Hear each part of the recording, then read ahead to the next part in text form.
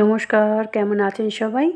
আজ আমি আপনাদেরকে গুজরাটের বিখ্যাত জনপ্রিয় খামান ঢোকলা রেসিপি শেয়ার করছি। তার জন্য প্রথমে নিয়ে নিচ্ছি 1 চামচ টক দই, 1 চামচ সুজি, 2 চামচের মতো চিনি আর নিয়ে নিচ্ছি পরিমাণ মতো জল। এটাকে ভালো করে মেখে 5 মিনিটের জন্য রেস্টে রেখে দেবো। 5 মিনিট পরে এর মধ্যে অ্যাড করব 1 কাপ বেসন, পরিমাণ মতো নুন, জল, সামান্য হলুদ, তারপরে দিয়ে দিচ্ছি 1 চামচ লেবুর রস আর 1 চামচ দিয়ে দিচ্ছি রিফাইন তেল। তারপর আমি এর মধ্যে অ্যাড করব ইনো, আপনারা এখানে খাবার সোডাও অ্যাড করতে পারেন। তারপরে সব কিছুকে একসঙ্গে ভালো করে ফেটিয়ে নেবার পর অন্য একটা পাত্র, যাতে আমি ঢোকলাটা বানাবো, তার মধ্যে একটু তেল লাগিয়ে নিয়ে ব্যাটারটা দিয়ে একটু ট্যাপ করে গরম জলের মধ্যে 15 মিনিট ভাপাতে দেবো। 15 মিনিট পরে এটাকে নামিয়ে ঠান্ডা হতে দেবো।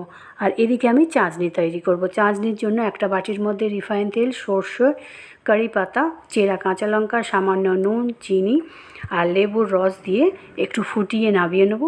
জলটাও একটু ঠান্ডা হলে তারপরে ঢোকলাটা অন্য একটা থালার মধ্যে ঢেলে এটাকে ছোট ছোট করে পিস করে নেব। তারপরে চাটনিটাকে এই ঢোকলার ওপর একটু একটু করে পুরোটাই দিয়ে দেবো।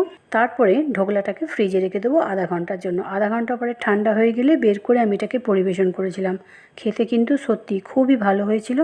আপনারা অবশ্যই একবার ঘরে ট্রাই করে দেখতে পারেন। আজকের এই খামান ঢোকলার রেসিপিটা আপনাদের কেমন লাগলো অবশ্যই জানাবেন। কিন্তু আজ এই পর্যন্ত। সকলে সুস্থ থাকবেন, ভালো থাকবেন, টাটা।